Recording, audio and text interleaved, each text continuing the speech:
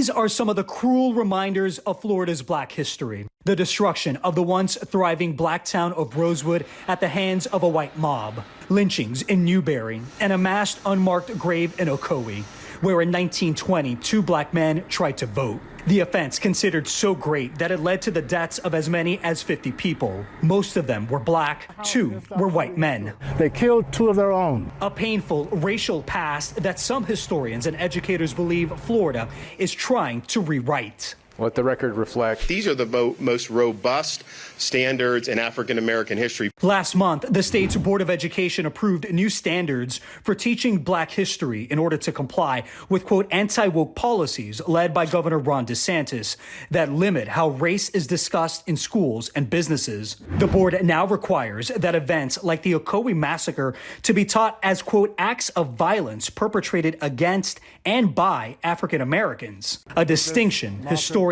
Dr. Marvin Dunn says is wrong. There was no black on white racial violence in Ocoee.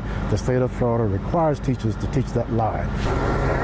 Dr. Dunn recently took 36 teachers and staff from Miami-Dade Public Schools on what he calls his Teach the Truth tour, with stops throughout Central Florida. It was painful to see our history being buried like that on purpose. For high school teacher Mark Riley, the trip was overwhelming. I've heard stories, but it's nothing like coming out here yourself and experiencing and seeing it for yourself. From high school to Sunday school, churches are also carrying the tradition of preserving Black history. Dr. Tony Drayton is the pastor of the St. James Church of Riviera Beach, where he says Black history has long been a part of his sermons and lessons for his young members. 5-10 minute short stories that's on his or her level. Dr. Drayton is also a part of the nonprofit Faith in Florida, a group that's created a Black History Toolkit. It's a resource featuring articles, books, and documentaries to help anyone learn more about the history of African Americans. The toolkit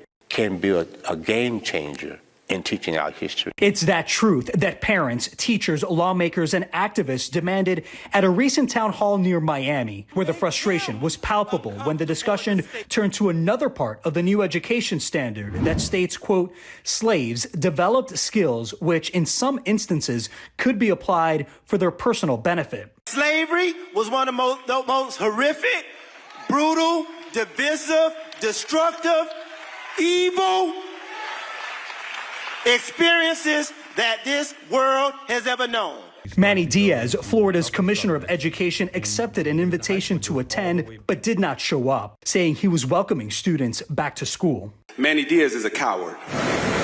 Vice President Kamala Harris did come to Florida to speak out against the new standards, and she turned down an invitation from Governor DeSantis to have a debate about the new curriculum. There were no redeeming qualities of slavery.